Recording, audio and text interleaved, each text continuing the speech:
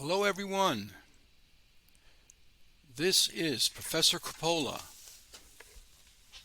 broadcasting from the nation's capital, and I'm going to do a review for exam 3, which includes chapter 16, chapter 17, and chapter 18. Now the first thing I want to say is please get a good night's sleep, because you need to think clearly. Not difficult, but you need to think clearly. All right, let's start with chapter 16. All right, so in chapter 16 we did another application of equilibrium, and that involved actually two applications: solubility product and complex ion equilibrium. Going to slide 9. Sometimes it sticks. Try that again. Okay, so we said in our earlier study that when silver combines with chlorine, you get a precipitate. It's insoluble. Remember, according to our solubility rules, that is insoluble. It forms a precipitate. However, as we go to slide 10, what we see is that this model was an oversimplification. It's not the whole story. And going to slide 11. Now I reveal to you this secret. Even insoluble compounds will dissolve to a very small degree. So insoluble compounds are sparingly soluble. And it turns out in industry and medicine, this is very important to keep track of this, especially with medicines, prescriptions, and also there's many applications in industry. Going to slide 12. And so, by the way, before I go to slide 12, so that brings us to the concept of equilibrium. So when we talk about this slight solubility, we bring in the concept of equilibrium between the dissolved and undissolved solid. Okay, definition. Slide 12. Solubility is how much of a salt will dissolve. Or at the bottom, the solubility of a salt refers to how much a salt will dissolve. Even insoluble ionic compounds do have a very slight solubility. They follow the laws of equilibrium, as we just said.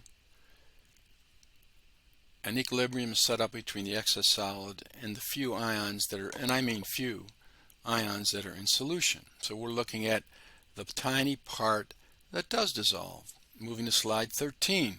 And so we come up with a new equilibrium constant called the solubility product.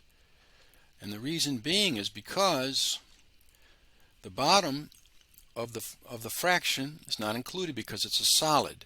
So we just take the concentration of each product raised to a power equal to the coefficient. This has a coefficient of 1, that has a coefficient of 2.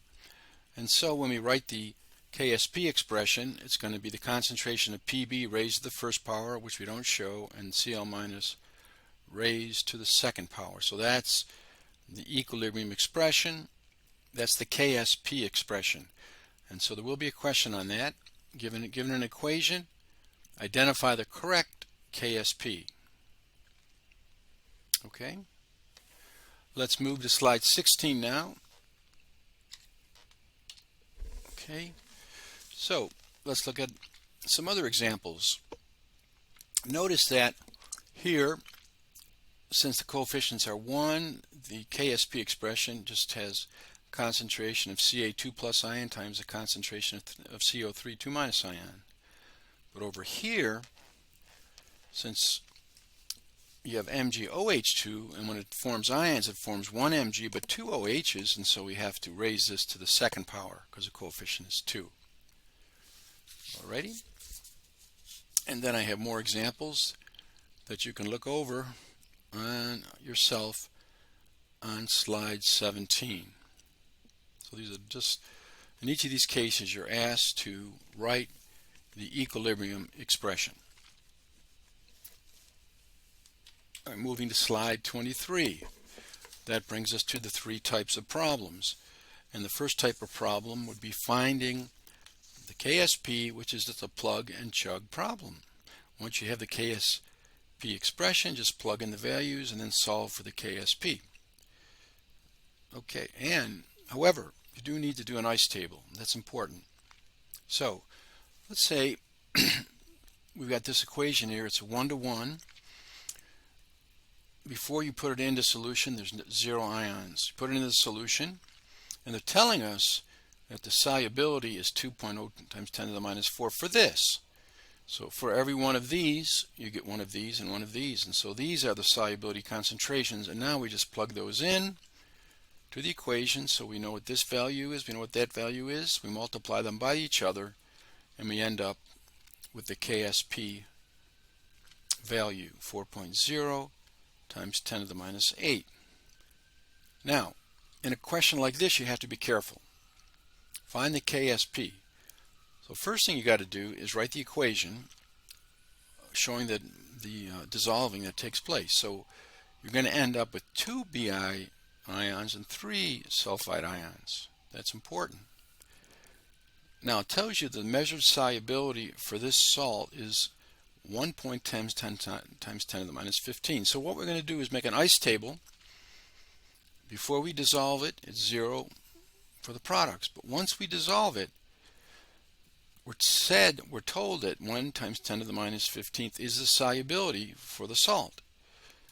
But for every one of these that dissolves, you get 2 of these and 3 of these. So you have to multiply that by 2 and that by 3. That's the key thing. And now we're going to plug these numbers into our expression. Now notice what our expression is. Since this has a coefficient of 2, it's going to be the concentration in Bi squared, and this has a coefficient of 3, concentration of S cubed. Now we're going to plug these numbers into there and then do the computation. Okay? It's a pretty small number.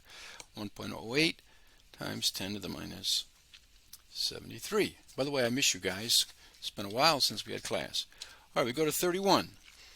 And I have other problems in the slides for you to look at, plus your homework problems. Second type of problem, finding the equilibrium concentrations and solubility from the KSP values. Now, here we're going to be involving x's, or maybe 2 x's. We're given the KSP. Okay, let's move to slide 32. So let's say we're given that KSP. This is going to be a more straightforward one because coefficients are 1. So for every one of these babies that dissolves, you get one of these and one of these. So set up our ice table. A certain amount of this is going to dissolve. We don't know what it is. We'll call it X. And by the way, we don't have to worry about this column anymore because we don't put solids in the KSP expression.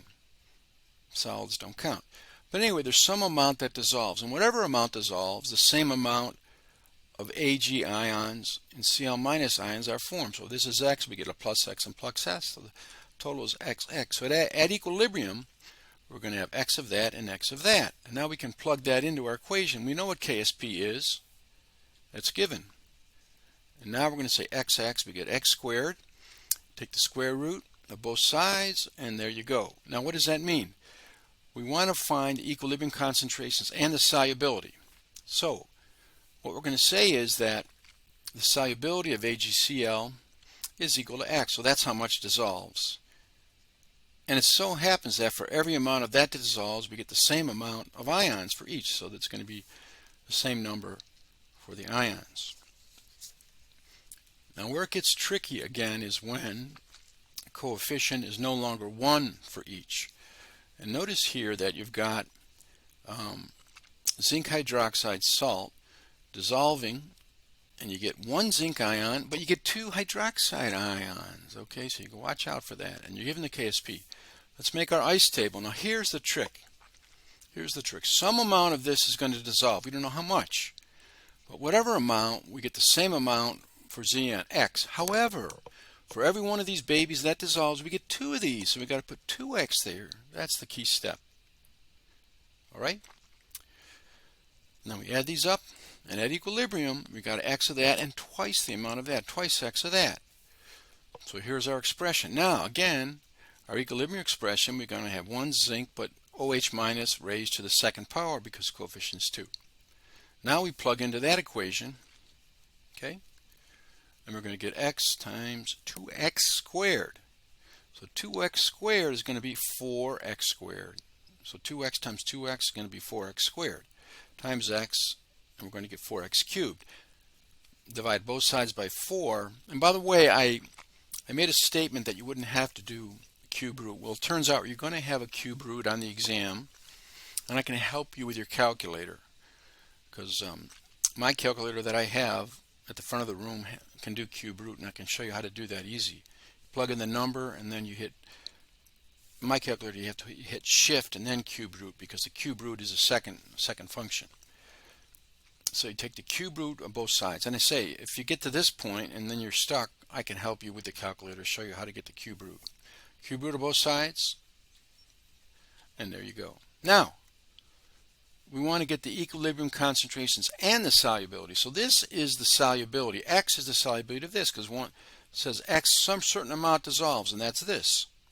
So we got that done. However, and this is going to be the same for every one of these. You get one of those, so that's the same. But OH minus got 2, so it's going to be 2 times X.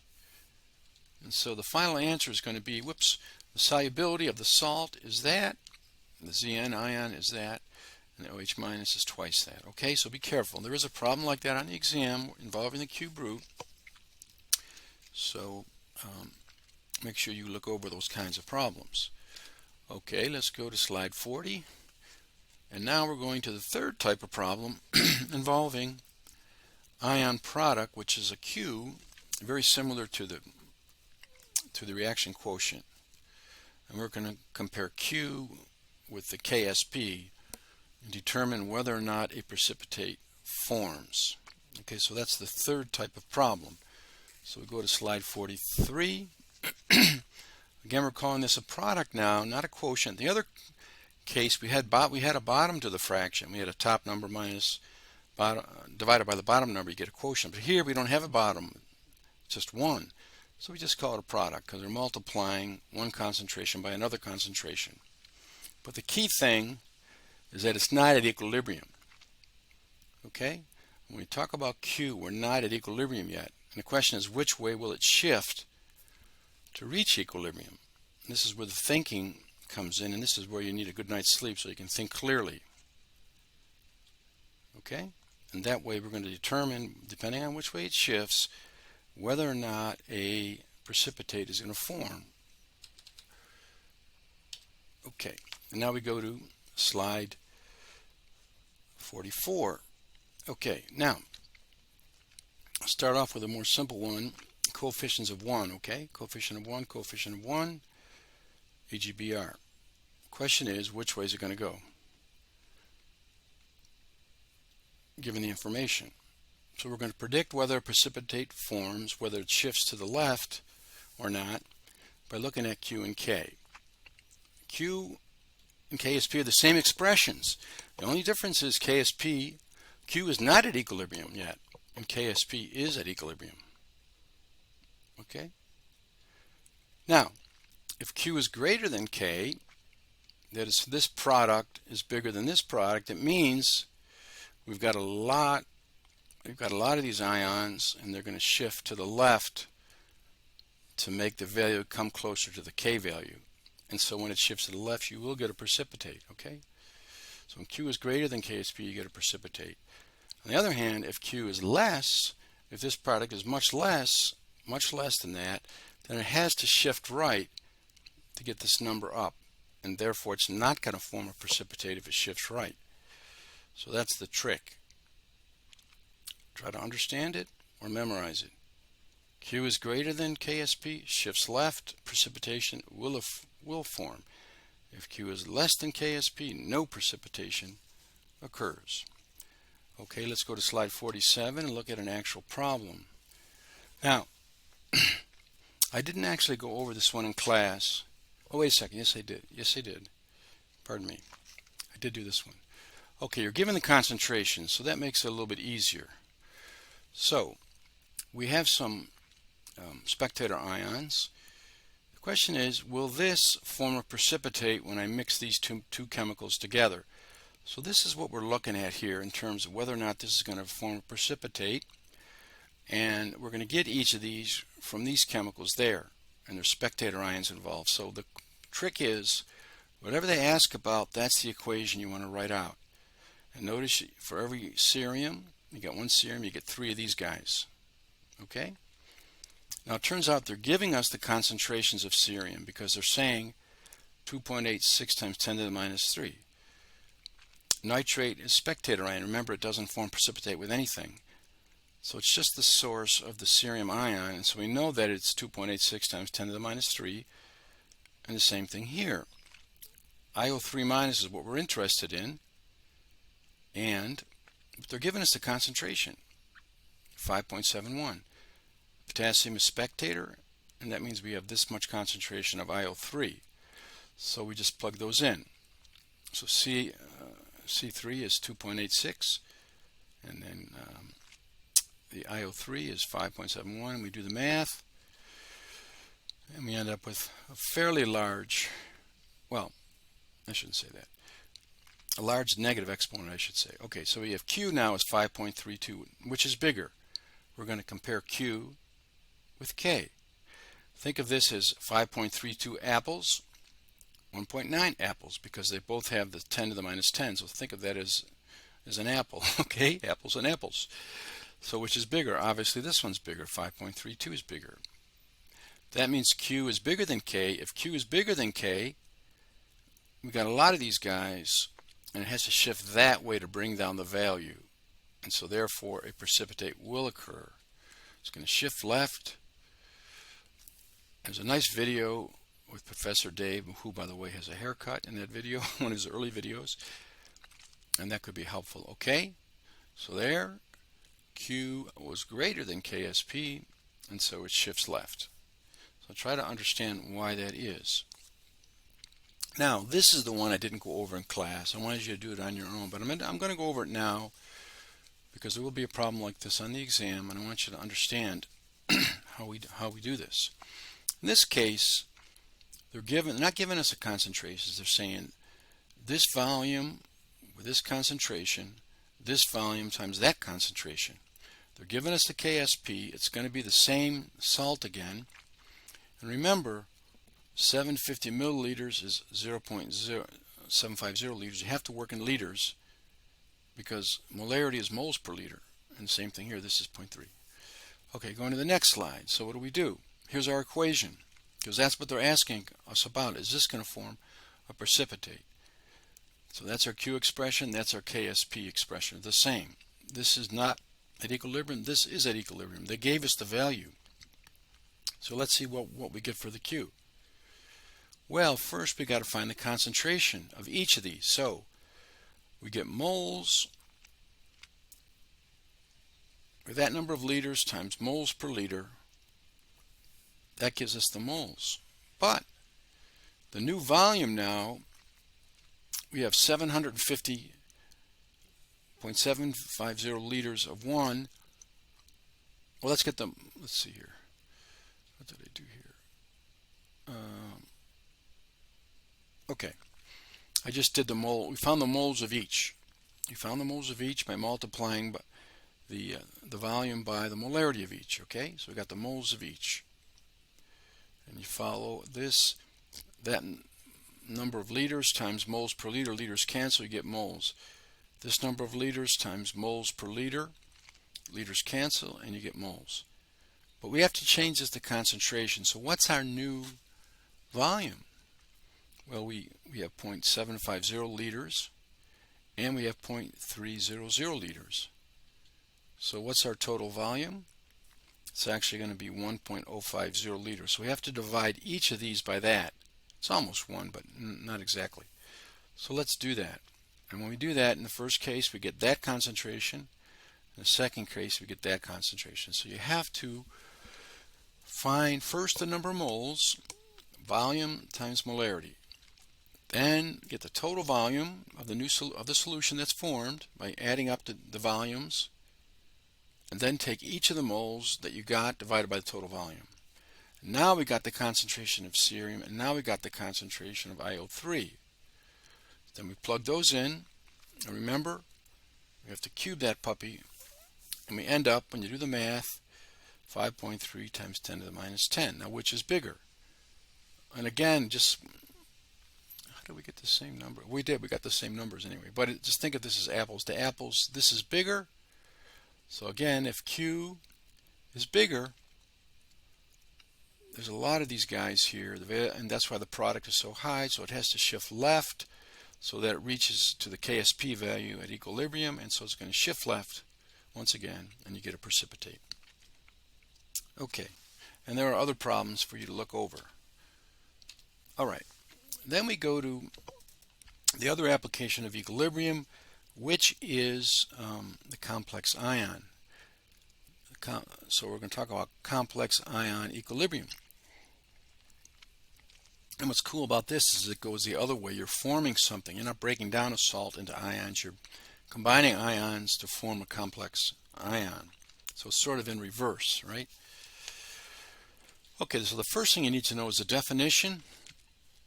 And remember that we've been studying monoatomic or simple ions and polyatomic. And now we have this huge ion, which is, as we say, is going to be connected. So there's our definition you should know. It's a charged species made up of a central metal ion surrounded by attached ligands. Ligands are what are attached. It looks like that. M is some metal. L is the ligand. It's a Lewis base. It donates both electrons. And a ligand, each of the L's there, is an ion, atom, or molecule which is attached to the atom. And it gives the lone pair, donates the lone pair to form the bond, both electrons. It's Lewis base, and that's the definition of Lewis base. It donates electrons. Okay, so there's our, this is slide 54. We see it's a very large ion.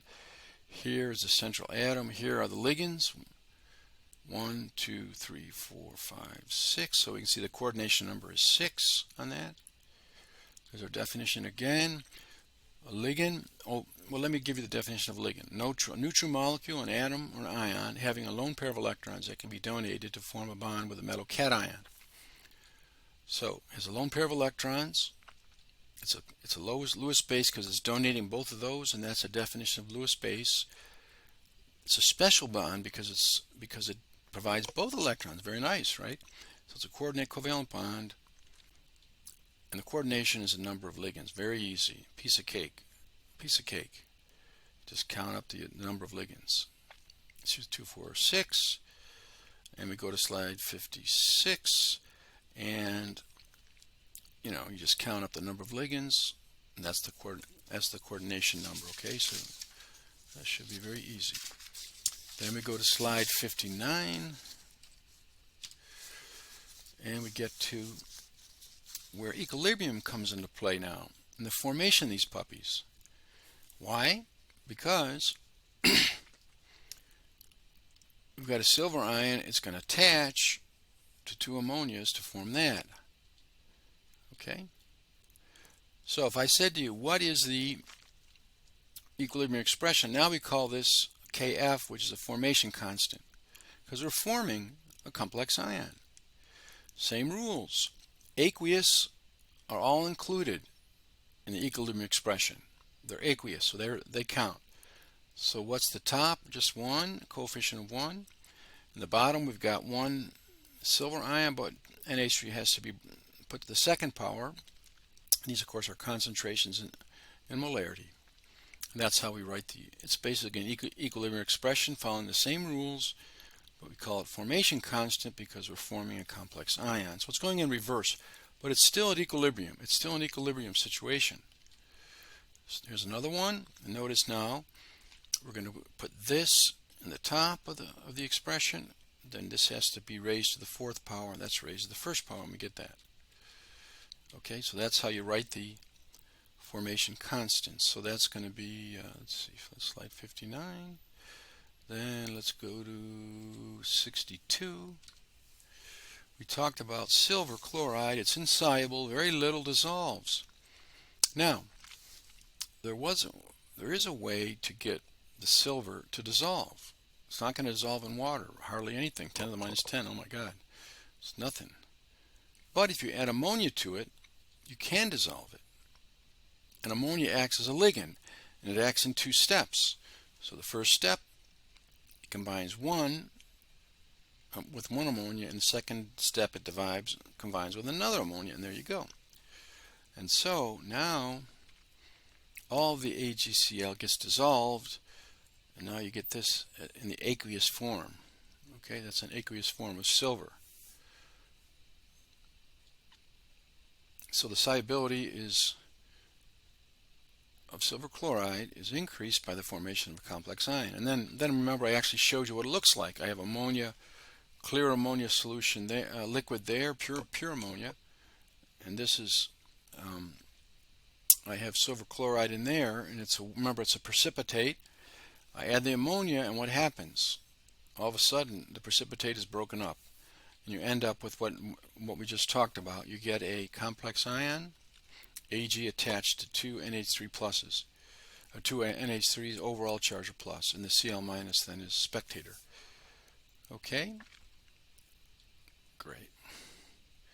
So the reason complex ion formation can increase the solubility of insoluble compounds is the complex ions shift the solubility equilibrium forward by removing the cation from the solution. Okay? So very nice. And the last thing is you have to be able to balance these. So in this case, it has to be 6 H2Os because there's 6 there. It has to be 2 because there's 2 there. So if I said to you, how do I balance that? Well, very easy. There's 1 copper, 1 ammonia. But how many ammonias are here? There's 4, right? 1 copper. So we got to use 4. So we balance it that way. So very easy. Okay, and what's the coordination number? 4. Very nice. Okay, so that's what I wanted to say, emphasize in chapter 16. Now let's go to chapter 17. All right, so here we go to chapter 17. Oh, I love this. I love all these subjects, but this is a great one. Thermodynamics. Now remember, we got these concepts. Spontaneity, which is kind of a snooty way to say whether it's spontaneous or not. Spontaneity. Entropy, free energy. The variable free energy. Remember, spontaneity means the process continues on its own once it's begun. And our focus here is what is the driving force of reactions. And we're going to have to bring in thermodynamics, which is going to bring in entropy, which is going to bring in enthalpy, temperature, and finally the free energy and what the sign of the free energy is. And that's going to let us know whether, for example, ice is going to melt to form liquid or liquid water is going to freeze to form water. Now we can predict when that is going to happen. And of course many other reactions using those concepts. Okay? Alright, slide 2. You should know that definition. Thermodynamics is the study of the energy changes accompanying physical and chemical changes. Alright? Physical and chemical changes. The energy changes, which is going to be the free energy. Alright. Alrighty, overlap with physics. What else did I say? We're going to look at the 3 laws. Don't worry about the state functions. We already talked about that, so I'm not going to ask any questions about state functions. But remember, only depends on the initial state and the final state. So let's go to slide 4. Whoops. Let's go to slide 4.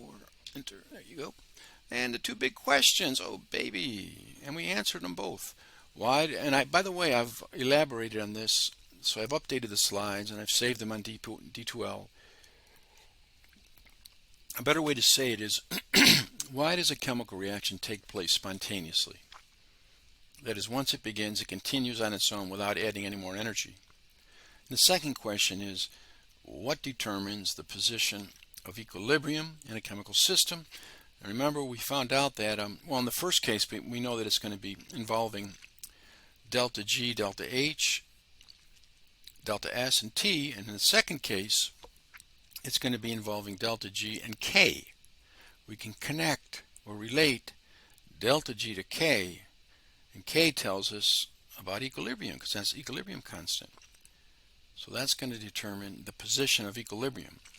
for us. So we're going to be able to answer both those questions, and so we needed to bring in the science of thermodynamics to get answers, and that's how science works.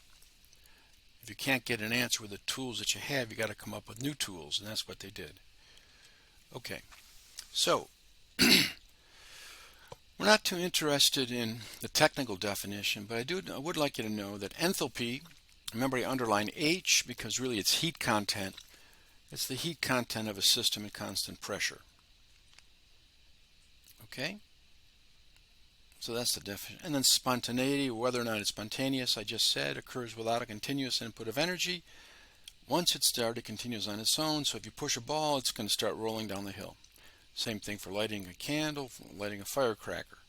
Once you start it, it continues on its own. So we can say those are spontaneous. If you have to continually add heat, otherwise, if you stop adding heat, it stops, then it's not spontaneous. Okay? Let's go to slide 10. Alrighty. So entropy. Remember, think of the S in disorder. It's the measure of disorder. Alright? I'm going to give lots of examples. Even heat flowing from a hot object to a cool one, you could say, is a tendency toward disorder, toward dispersal of energy.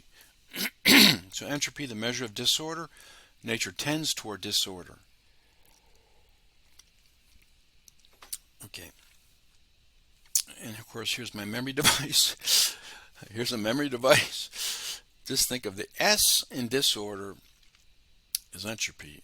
And remember I told you we can't, the letter of E is taken. We can't use it anymore. It's used for energy, so we can't use E. We have to come up with another S. And they named it after this guy, Sadi Carnot, a Frenchman, but as I say, use the memory device. Disorder, the S, think of entropy. Okay, I think you know that by now. That S is entropy. Then we go to slide 13 of chapter 17. I'd like you to know this definition. There will be a question on this. Gibbs free energy. It's the amount of energy in a system that is available to do useful work. Okay, so that is the definition of Gibbs free energy. And remember I said that there was a tendency in nature toward entropy. That's my room there. And if I don't put any energy into it, it's going to get very messy.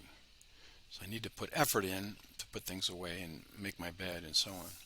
I hope you make your bed in the morning. Okay. And here we can see increase in entropy as we go from an ordered to less ordered situation, from a solid liquid to a gas. Okay. Okay, then we go through a series of rules. You need to know these rules. If you understand them, pardon me, you don't have to memorize. Okay, here you can see we got the solid is very ordered pattern, and then less ordered in the liquid as their symbol. So here are the rules. There's 9 rules. First of all,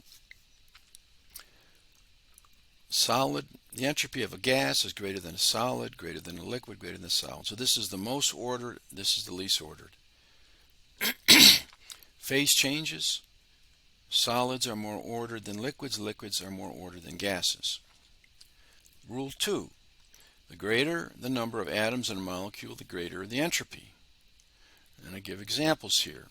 So in each of these cases that I give here, which you can look at more carefully later, in this case, the ones on the left all have higher entropy because they have more atoms per molecule in each of these cases. And I say you can look those over more. I don't want to spend too much time on that now. Okay, so those are the first 2 rules. And then we go to slide 20. We go to slide 20. Third rule. Entropy increases with mass for substances with the same number of atoms and in the same state. Okay, so we can say that chlorine is a bigger molecule than fluorine. How do we know that? Well, let's go to my, I learned how to do this key. And here's our periodic table. As you can see that chlorine is bigger, atomic number 17. It's bigger than fluorine. And so if they have the same number of atoms, same state, they're both gases, the one with the bigger mass has more entropy. This has less entropy, okay? Rule number 4, entropy of an amorphous solid, remember something like wax is greater than something like a crystalline. Crystalline solid is very ordered, has a pattern. Wax has no, it's amorphous, it means without shape. Morphology means the shape of something. You use that in biology. A means without shape. It's just blah, it's just wax, it's like Play-Doh, putty. Rule number 5, entropies for complex ions and hydrates are lower than the sum of their components. Okay, so this is one big thing, all connected. Here you got 1 plus 5, so this is higher entropy. And the same thing with complex ions and the ions that make up, and the ligands that make up the complex ion. The greater the volume, the greater the entropy. Atoms or molecules can more easily spread out. Rule number 7, all decomposition reactions go toward higher entropy.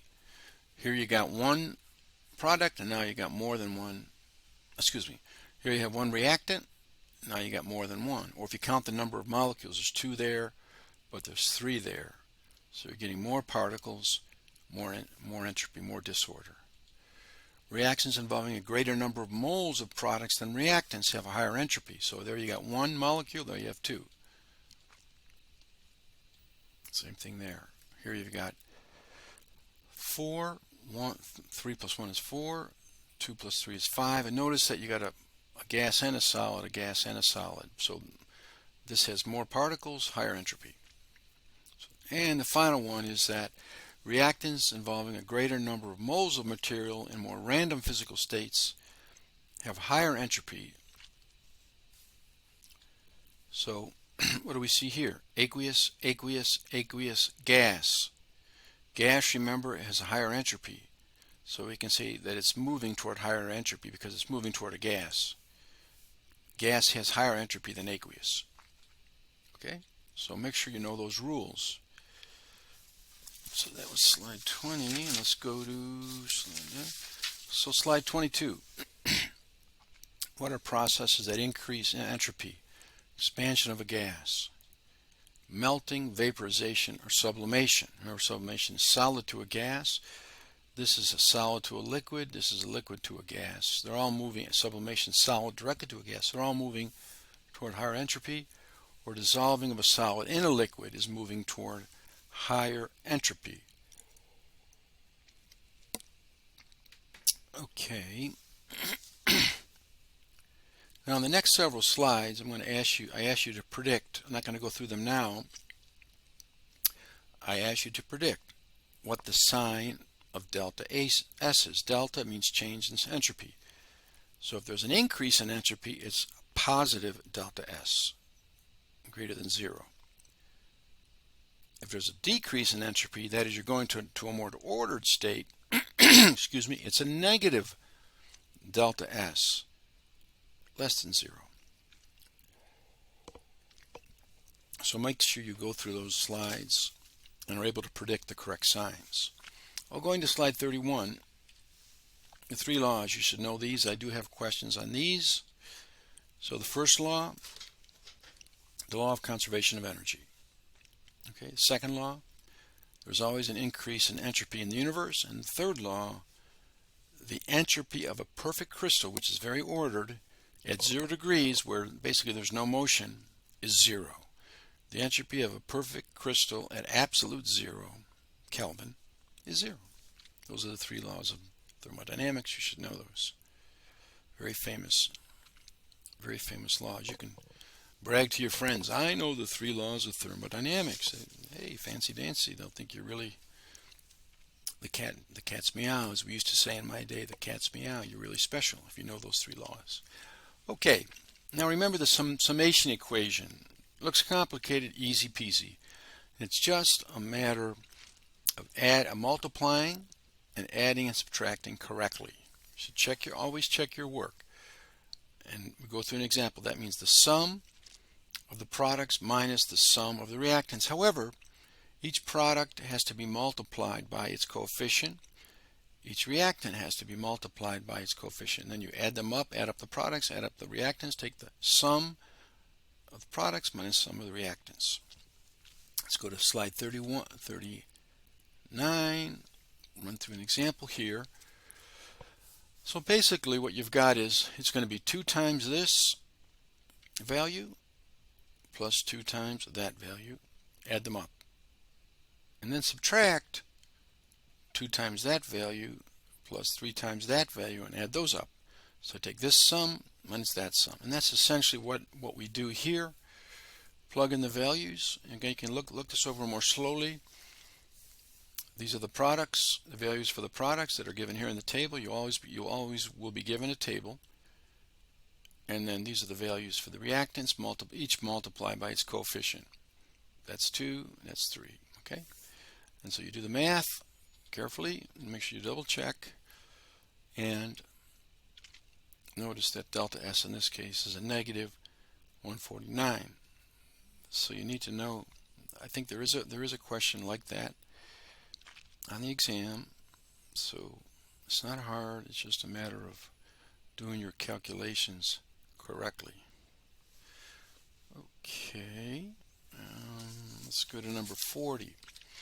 Alright, then we go to enthalpy. We've seen enthalpy before, but another driver in reactions is enthalpy. And remember, it has a symbol H, and delta means change in enthalpy. So another driver is the change in enthalpy, change in the heat content. And just reviewing, you know this by now, exothermic processes are delta H is negative, less than 0. Energy is released, exo exits. Usually spontaneous, but not always. There are exceptions. It moves toward a lower energy state. If you light a candle, it continues to burn. Process naturally tend toward lower energy state. Endothermic enters. First of all, delta H is positive, greater than 0. Energy absorbed. So endo enters into the reaction. You're adding energy. Energy is absorbed. Tends not to be spontaneous, tends to be non-spontaneous, but there are exceptions. Ice melting, for example, is endothermic. Why? Because it's absorbing heat, I should say, from the surroundings. Take an ice cube out of the freezer, the surroundings are warmer, and the cube is absorbing that energy and it starts to melt. And it is spontaneous. Once you take that out of the freezer, it keeps on melting until it's all liquid. Evaporation of water is another example. Okay? It evaporates. It's absorbing energy, let's say from the sun, gets enough energy for the liquid molecules to become gas molecules. So it occurs on its own, and eventually it'll completely dry. If you had a puddle, it's a sunny day, by the end of the day it's all going to be gone. It's going to be totally vaporized. So those are 2 endothermics that are spontaneous. Okay. So determining whether or not the chemical reaction or phase change is going to be spontaneous depends on those three factors: delta S, delta H, and Kelvin. And of course, Mr.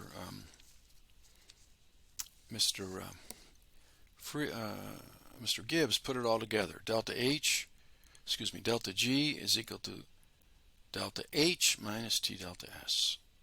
And he puts it all together. That's a truth of nature summarized in that equation, which beautifully predicts whether or not reactions or processes are spontaneous. Let's go to 46. And the thing I want to emphasize here, first of all, that's the equation I just mentioned. Okay, so this is put together by Mr. Gibbs, and this little circle here means standard state. You should know that standard conditions are room temperature 25 Celsius, but we always need to use Kelvin in equations. And it's 1 atmosphere pressure and 1 molar concentration. So there is a question about that. What are the standard conditions? 25 Celsius, 298 Kelvin, 1 atmosphere, 1 molar. And there's our beautiful equation. Of course, you don't have to memorize it. It'll be on the reference page. Delta G equals delta H minus T delta S. And that's going to tell us when delta H is negative, it's going to be spontaneous. is the truth of nature, it describes how nature behaves beautifully. Okay. So that's the answer to our first question. And by the way, I didn't use this terminology, so I do use it on the exam, but I put it in parentheses. It's also, when delta G is negative, we can say that it's thermodynamically favorable. That is going to be spontaneous. So it's negative delta G is thermodynamically favorable, which means delta G is negative, which means it'll be spontaneous. Okay? And I put both the meanings there together, so, but just in case, if you have a question during the exam, you just ask me and I'll explain it to you again. All right, now,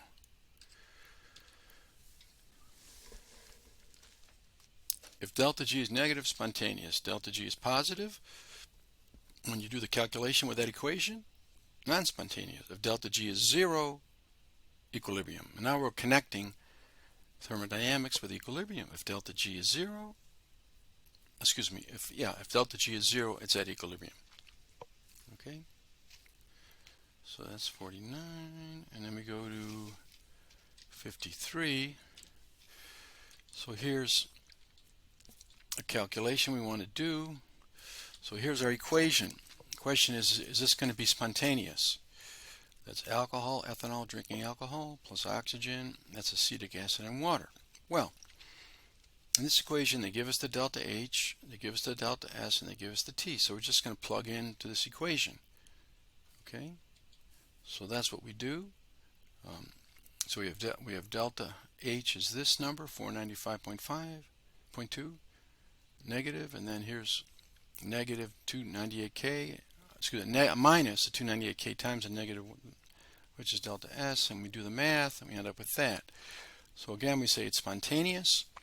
So ethanol, just exposed to oxygen in the air, will eventually form vinegar.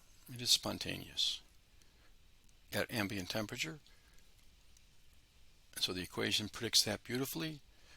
And again, because delta H is negative, we say that this reaction is thermodynamically favorable. It's going to happen spontaneously. That's the new term that I'm using here, thermodynamically favorable. Hopefully it should make sense. Okay, let's go to slide 59. There we go. Now, here we're going to use the summation equation for delta G. It's done the same way as we did before, okay? Everything's done the same way, so I'm not really going to spend time on it now, but you can look over what we did there, just exactly the same as we did for delta S, except this time it's delta G, and the same rules apply. Notice that this ends up as a negative, so it's spontaneous. So you can look that over, but the summation equation is just a matter of being careful with your calculations, okay? And then I'm going to have a repeat, but it doesn't hurt to repeat once in a while. The maximum possible useful work obtainable from a process is equal to the change in free energy, or delta G.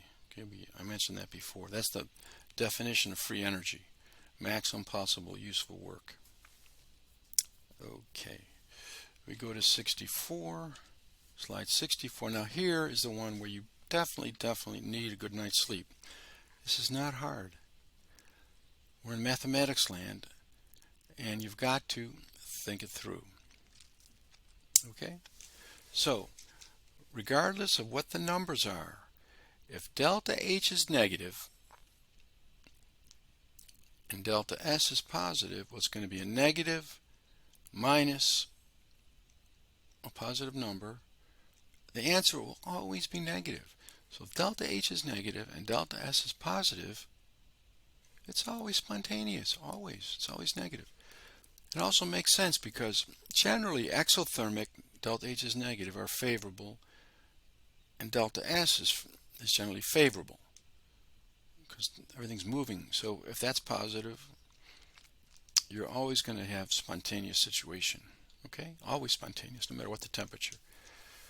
On the other hand, this one here, if delta H is positive, doesn't matter what the numbers are, a minus is a plus. So this is going to be plus this product will be plus. A plus and a plus always give you a plus. So if delta H is positive, which by the way is not usually not favorable, endothermic, and if delta S is negative, that's not favorable.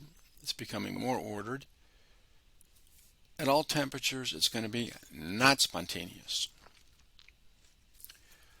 Then we have the other two situations. It depends.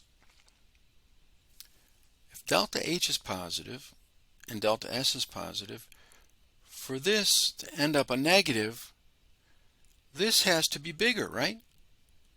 So these are both positive numbers. You're taking a positive number minus another positive. This has to be bigger. That means T has to be big. So it's only spontaneous at higher temperatures. But it's not spontaneous at lower temperatures. In other words, if this is bigger than that, it's going to be positive. That's why you have to think about it. In the last situation, again, it depends. If delta H is negative, now we have a negative and negative. This is a positive.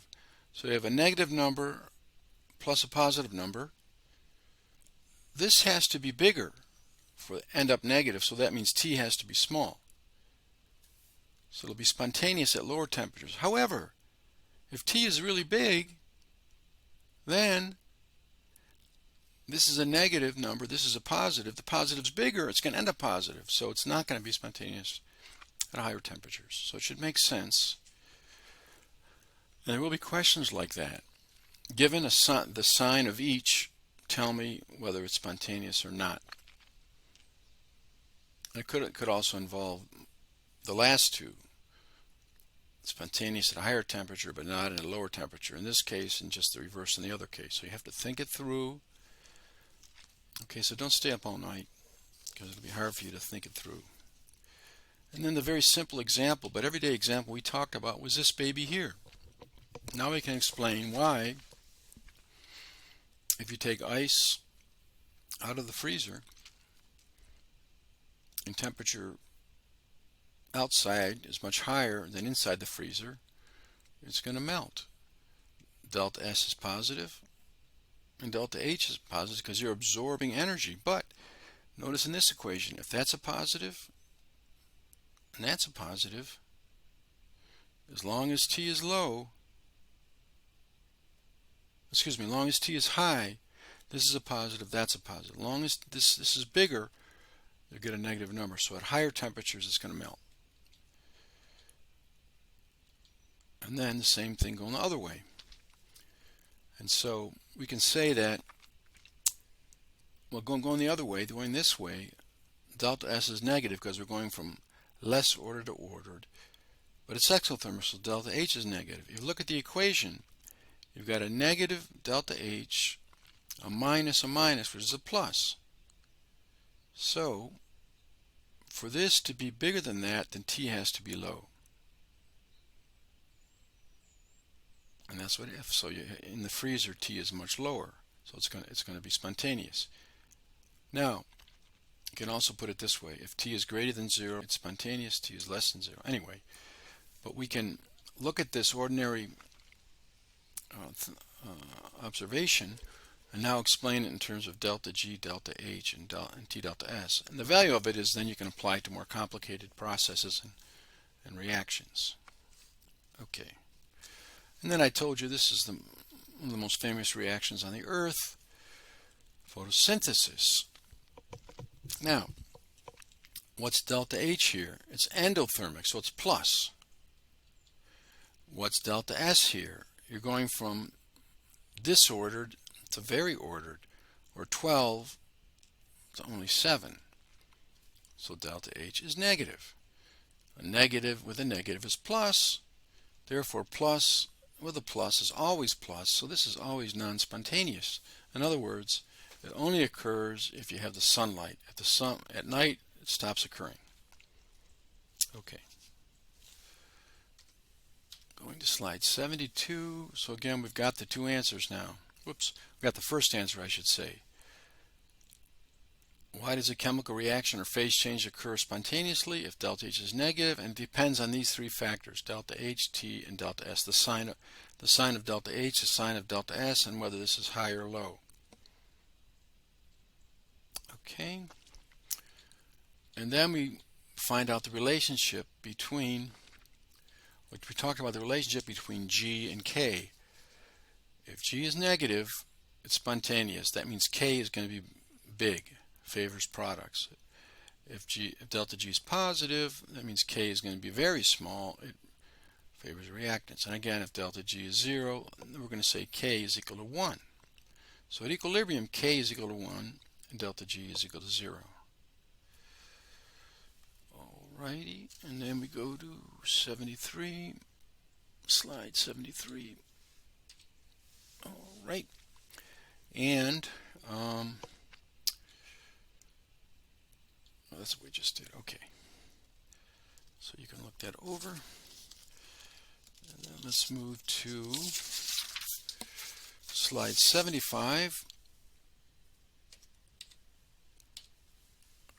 And so I didn't show you how this was determined, but this has been determined that delta G is related to K with this equation. R is a constant which you'll be given. This is the Kelvin temperature. That's a natural logarithm. Okay. And this will be on your reference page. And if you see a problem involving delta G and you're given R, you're given temperature, and they're asking for K, you know it's going to be this equation. And one of the variables is going to be unknown. Everything else will be known but one. You solve for the unknown. Okay, slide 77. And remember here again is as G becomes more negative, K gets bigger. As G becomes more positive, K gets smaller. At equilibrium, delta G is 0 and K is equal to 1. Alrighty, let's go to number 80. And here's a problem. I didn't actually do it, but again, what I just said before, you got a question involving temperature, K, and delta G. R is given, so you know this. You have to identify from the reference page. It's this equation. And temperatures was the unknown variable. Everything else is given, so you solve for T. And that was one of your homework problems. And so we can end up this chapter by saying that we know the answer to the second question. What determines the position of equilibrium? The delta G, the value of delta G using this equation. So we've been able to answer both of those questions. And that brings us then to chapter 18. So let's go to chapter 18. And there we go. Okay, this was an important chapter. They're all important. The thing I want to emphasize in electrochemistry, it's electrons on the move, and this is we're going to end up talking about the invention of the battery. So the first thing you should know is the definition of electrochemistry, the study of the interchange of chemical and electrical energy. In one case, in the galvanic cell or voltaic cell, it's chemical energy becoming electric. In the electrolytic cell, it's electrical energy being turned into chemical energy. So that's what we talk about in electrochemistry. And we're involving electrons and the big memory device. Oh my God. Hopefully you'll never forget this for the rest of your life. Oil rig. And sometimes I have former students who tell me some of these little memory devices that I have. But oil, oxidation is loss of electrons. Reduction is gain of electrons. Oil rig. Just write that down on your test paper when you get it. Oil rig. Oxidation is loss of electrons. Reduction is gain of electrons. We go to slide 6. And remember we call them redox. That's our combined term. It's like instead of saying smoke and fog, they say smog. So instead of saying oxidation and reduction, we just say redox. And then I asked you to review what we learned in the first semester, which is on slides 7 through 15. By the way, I updated the slides so the numbers changed because I took out some of the slides, like the announcement slides. I took those out because you don't need to have those. So that's why the slide numbers have changed. So now it's slides 7 through 15. You should look at that. Those are the ones that we learned in the first semester. So then going to slides, whoops, let me try that again. 6. Nope, I didn't want that. 6. There you go. So that's our roadmap of what we study in this half reactions for oxidation and reduction, balancing redox reactions in acidic or basic conditions, and the components of electrochemical cell. The two types again are galvanic and then electrolytic. Okay, so this one we just talk about the two half reactions. There's an oxidation half reaction and a reduction half reaction. And when you add them up, you get the overall reaction. In one case, you're losing electrons, oxidation. In the other case, you're gaining electrons. But the important thing is that electrons lost equals electrons gained. So in this particular case, it's 2 electrons that are involved. Okay. Alrighty, so it's slide 17. Then we go to slide 18.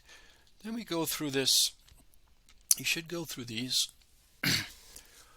The steps for balancing complicated redox reactions. Write the half reactions. Balance the non-water elements first. Balance the oxygens by adding water. Balance the hydrogens by adding H+. Then you balance the charges. Make sure that, and you do that by number of electrons. And then you have 2 half reactions, so you have to equalize the electrons in both half reactions. The number lost have to equal the number gained. Then you combine the half reactions. And then we're going to modify for a basic solution. So in slide 20 and 21, well, let me go to 19. Oh yeah. And there's a video by Professor Dave that goes through this. And then slide 20, we go through this example. So here's, in this half reaction, the ions are balanced. Now we have a +2 charge there and a +3, so we have to have 1 electron there. Over here, first we balance the chromium. Okay, so we got 2 there, we got to put 2 there. Then to balance oxygens, we add 7H. I'm going to go through this quickly, but you can look at it slower. 7H2O over there. So those are balanced. Now you balance hydrogens by adding H+. So 7 times 2 is 14. So you put 14H+ there. Now, we got to balance the charges here. So all the elements are balanced there. Now we got to balance the charges. Well, we have this is a -2 and this is a +14. So it's the total charge here is +12. On this side we have 2 times 2 of these, so that's +6. So you have to add 6 electrons on this side. But when we do that, if 6 electrons are gained and 6 have to be lost, so you have to multiply everything there by 6.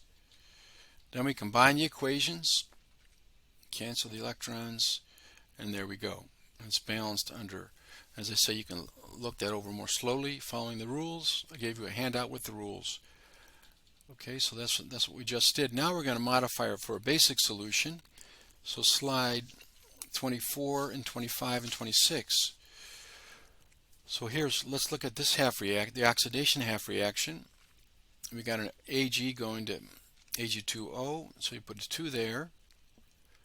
And now we got to put an H2O on this side. Now we have 2 H's, so you have to put 2 H pluses on that side.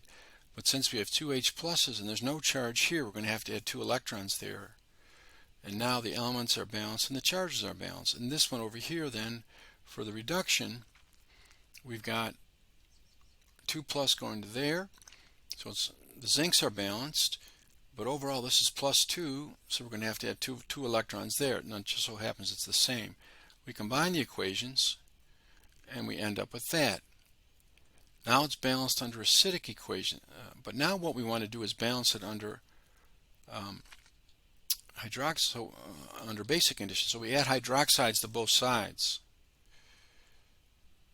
Since we had 2 H pluses here, they're going to add 2 HO minuses. If you add 2 OH minus to that side, you have to do the same to that side. And this is going to become 2 waters. Okay.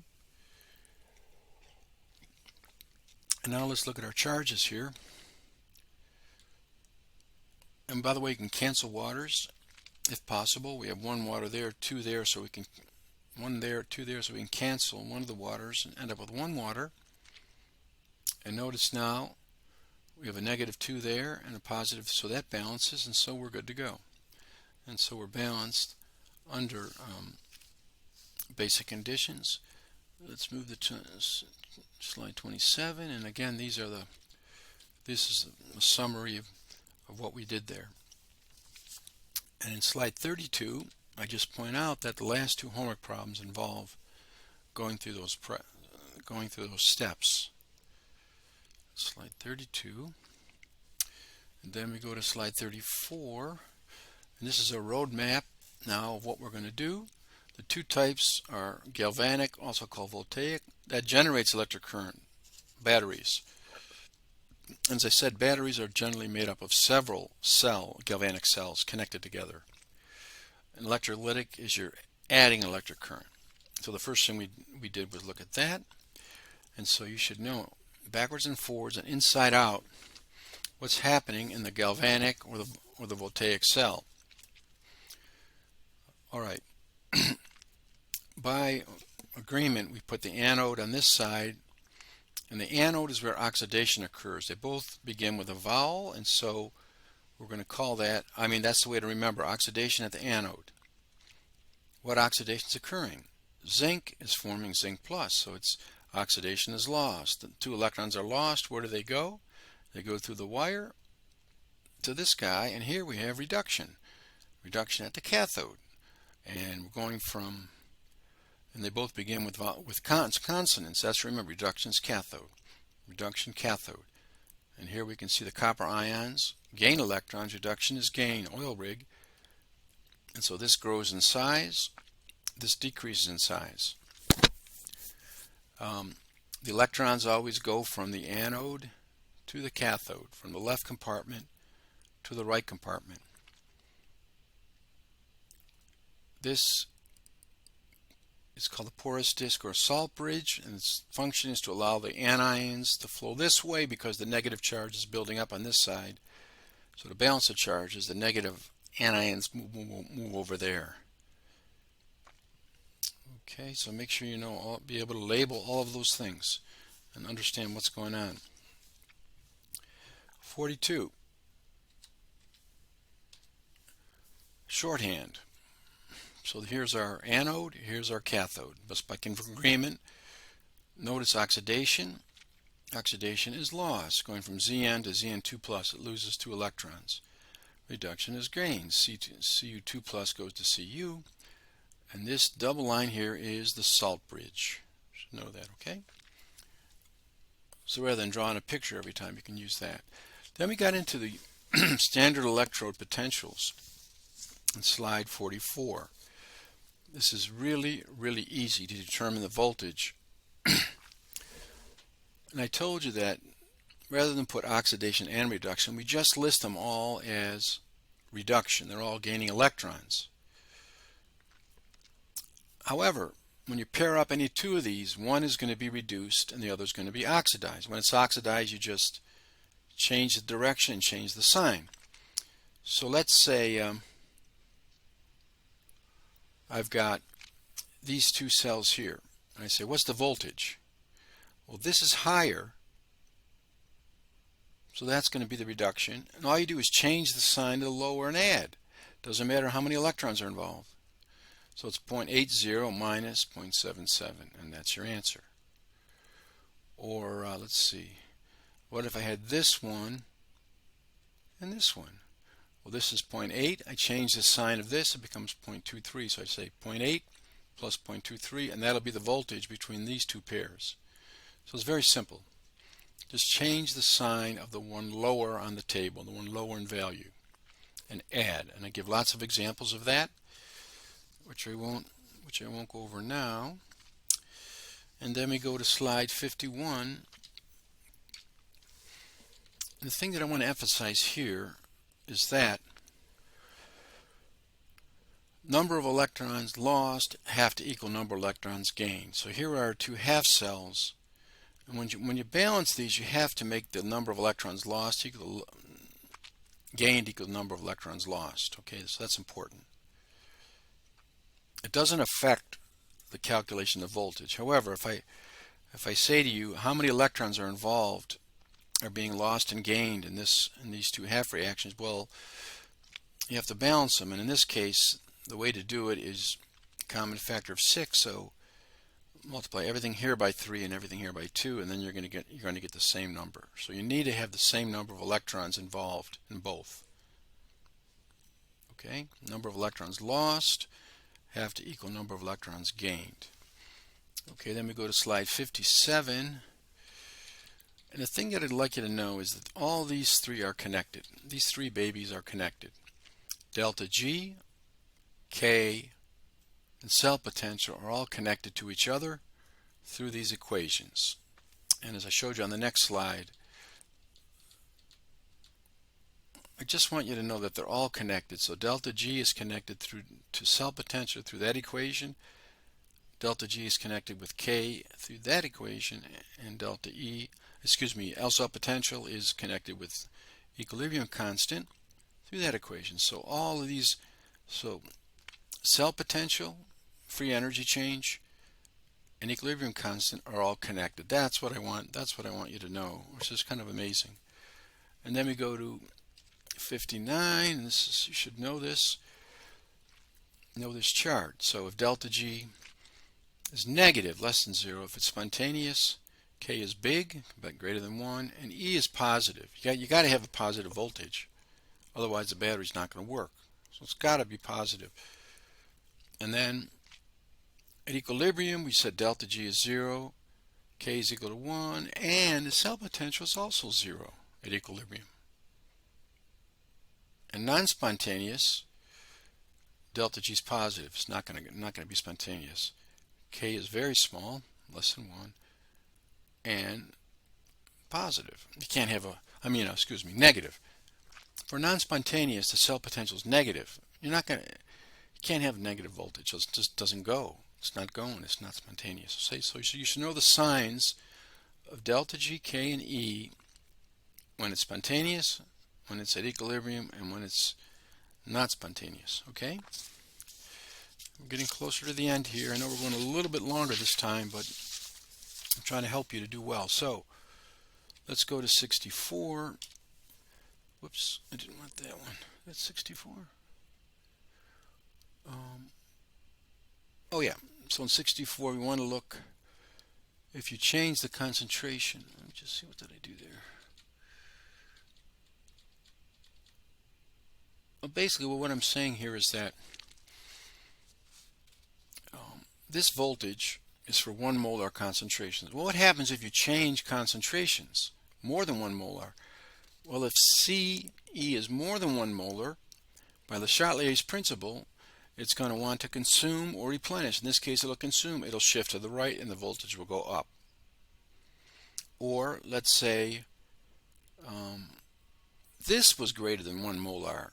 Now it wants to consume or replenish, so it's going to shift left, and the voltage will go down. So you happen to know that if concentrations change of reactants or products, it's going to change the voltage, and you need to use Le Chatelier's principle to figure out whether the voltage is going to go up or down. Okay, let me just see, is that 65? Oh yeah. Then we want to go to this. This is very easy. There will be a question on this. What's a concentration cell? It's a galvanic cell in which electrodes are the same metal but just different concentrations. Like here it's 0.1 molar, and here the concentration is 1 molar. Okay, and it still will work, but it's a low voltage. So you should know what a concentration cell. And then slide 70, I mentioned the fuel cells, which are really cool. You have to have a continuous supply of the reactants. And by the way, one thing I didn't emphasize here, when this is used in a car, it's producing electric energy. So this is a way to have an electric car, because this is redox. It's a battery. It produces electric energy. And the beauty of it is that there's no CO2. It's all steam, just water vapor. There's no CO2. Of course, the danger, they said, is hydrogen is very flammable. But anyway, some people, this is their dream. They have hydrogen as the fuel for automobiles for electric cars. That's what I didn't emphasize that in class, and I want to emphasize it now. Okay, then we get into corrosion. Now it should be a little bit easier until the very last thing we do. So this is unwanted, okay? But what I want you to know is rusting or corrosion is just a redox process. It's spontaneous. It's an electrochemical process like a galvanic cell, and it does produce an electric current. And notice that gold, thank goodness, and platinum do not oxidize or corrode, and they don't rust, as you know. So they don't have these redox reactions. They don't corrode. All right, and then so here's rusting. The point, really, all I want you to know in this slide was that rusting involves a redox reaction, rusting of iron, and there is all those things I just said. Okay, then here's a cool way to prevent rusting of an iron pipe with a sacrificial rod. Here's magnesium. Magnesium is preferentially oxidized. So it's lower on the table of reduction potential. It's lower. Has a greater tendency to be oxidized. And so it spares the iron. The iron won't be oxidized because it's much lower. This is much lower on the table, greater tendency to be oxidized. So that's kind of a cool, it's kind of, you wouldn't think it would work, but it does. It really does work.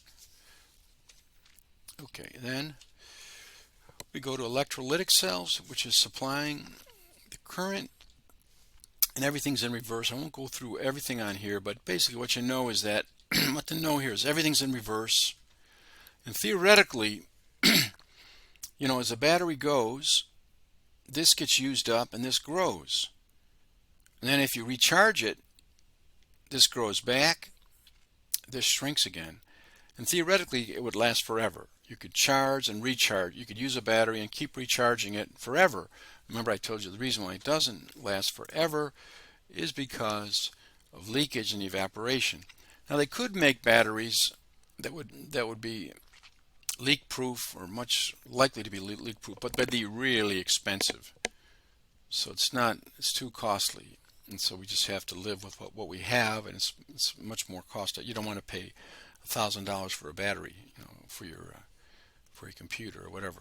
So anyway, it's a happy medium. It's not so expensive, but it does not last forever because of leakage and evaporation, as I keep saying. Okay, and let me emphasize again, whether it's electrochemical or electrolytic, whether it's galvanic or electrolytic, oxidation is always at the anode. And again, my memory device, they're both vols, oxidation, anode, and reduction is always at the cathode, okay, regardless of. And then I just mentioned a couple types of electrolytic cells, electrolysis of water, which is cool. You past electric current, and the water breaks up into hydrogen gas and oxygen gas, the component elements. And the same thing for the next one. There's another electrolysis of molten or liquid NaCl, and you can break it up into its component elements by passing electricity through it. So you get chlorine gas and sodium. And the other cool thing is electroplating. You just have to remember, you have to put at the cathode, you put what you want to be electroplated. So this would be here. And then of course you need to have, if you want silver electroplating, then you need to have silver ions in solution. And remember, reduction is gain of electrons. So this silver ion gains an electron, becomes silver, and it coats the baby shoe or the spoon or whatever it is you want to coat. And then, of course, as I said so many times, the electrolytic cell is basically charging a battery, which we do all the time. Okay? Now, 87, last thing I want to do is go through this problem slowly. There will be a problem like this on the exam. Not exactly the same, but using the same concept. So, you'll be given this. This is a Faraday, 9.65 times 10 to the 4th coulombs per mole. Ampere, you should know, is coulombs per second. In this particular case, we're dealing with chromium, and the atomic number will be needed to find the moles. It's 52. The atomic mass is 52. So we got 0.86 grams of chromium. The bath contains this salt, We have this amount of time. The question is, what current will be needed? Well, first thing you have to see is that, and I go through all this in the class, but I went through all that in the class, but the point is that you have to see that this is going to form chromium ions in solution, which are 3+. We know that because you got 3 sulfates for 2 chromiums, which would be, each sulfate's -2, so that's -6. Total charge is +6, and each is +3. So you have to realize that you got 3 moles for every mole of that. Okay, so we start off with the number of grams. We convert that to moles of chromium. How many moles of electrons do we have? Because we're going to be using this equation, or this conversion, we got to multiply that by 3. So that's the number of moles of electrons. Once we know that, then we can use this as our conversion factor. 9.65 times 10 to the 4 coulombs per mole. The moles of electrons cancel. Now we got the number of coulombs. We're trying to get coulombs per second. Well, how much time do we have? We have 12 minutes. So we convert that, and you're going to get, that's going to be the answer. So these problems can vary, and so you need to use your factor label method, looking at the units involved and what you're looking for. Here we were looking for coulombs per second. We were given minutes, so we knew we were in good shape there. We just had to get the number of coulombs, but to get the coulombs we had to find moles of electrons, and we had to realize that for every mole of this guy there's 3 there. Okay, so if we have 3, the number of moles you have to whatever the number of moles of electrons, we have to multiply by 3 to get the moles of this. Okay, so, or we should say that for every mole of this we need 3 moles of electrons. That's a better way to say it. Anyway, and this problem, I'm not going to go through it now, but you should go through it again. It's a different, same type of information, but you just have to look at the units and use the factor label method. Realize here again that when this dissolves in water, you're going to get a Cu2+. And so it's going to go from Cu2+ to copper, you need 2 moles of electrons. Okay, so you need 2 moles of electrons for every mole of that. Alright, so you can go through that. Okay, this is posted on D2L. This will be your reference page on the exam. The constants will be given for R and F. Okay, and again, if you have a question involving R, T, and K, and G, well, then you know it's this equation.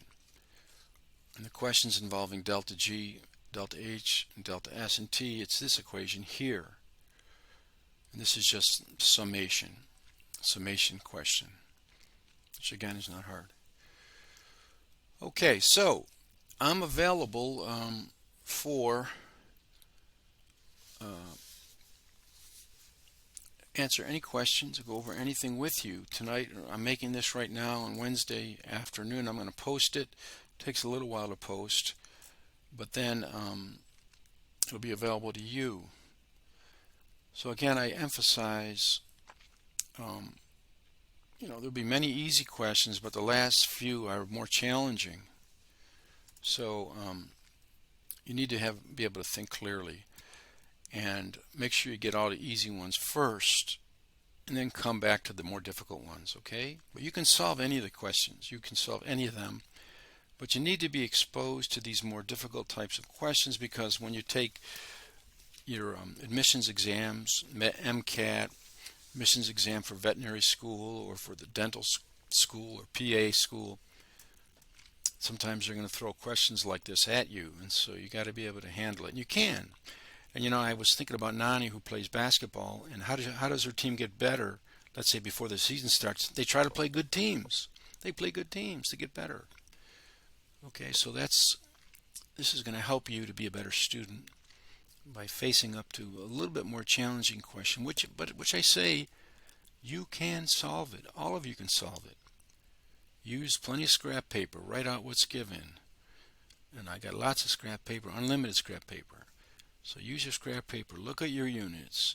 cancel units so you end up with what you want to get. Okay, so I wish you all the best, and you're also in my prayers that you can study well and absorb the material and do well on the exam.